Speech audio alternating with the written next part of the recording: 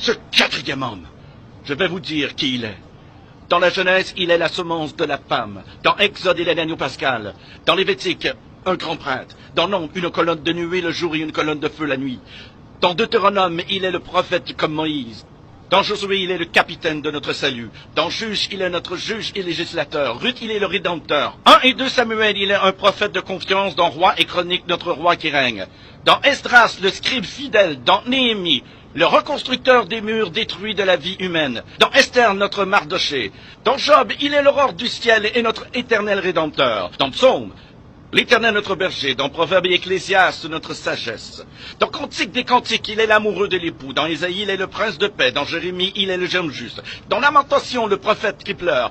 Dans Ézéchiel, l'homme aux 4 visages. Dans Daniel, le 4e homme de la fournaise ardente. Dans Osée, il est le mari fidèle pour toujours marié au rétrograde. Dans Joël, celui qui baptise du Saint-Esprit et de feu. Dans Amos, le porteur de fardeau. Dans Abdias, puissant sauveur. Dans Jonas, notre grand missionnaire. Dans Michée, le messager au beau pied. Dans Nahum, le vengeur des élus de Dieu. Dans Habacuc, l'évangéliste de Dieu criant, accomplis ton œuvre dans le cours des années. Dans Sophonie, le sauveur. Dans Agé, le restaurateur de l'héritage perdu. Dans Zacharie, la fontaine ouverte dans la maison de David pour le péché et l'impureté. Dans Malachie, le soleil de la justice s'élevant avec la guérison sur ses ailes.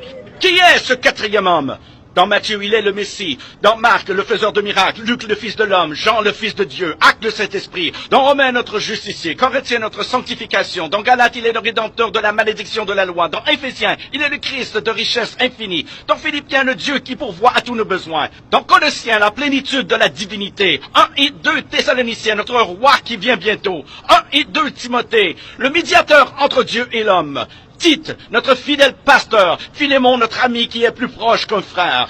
Dans Hébreu, le sang de l'alliance éternelle. Dans Jacques, le grand médecin. 1 et 2 Pierre, le grand berger. 1, 2 et 3 Jean, il est amour. Dans Jude, le Seigneur venant avec 10 000 de ses saints. Dans Apocalypse, le roi des rois et le Seigneur des seigneurs.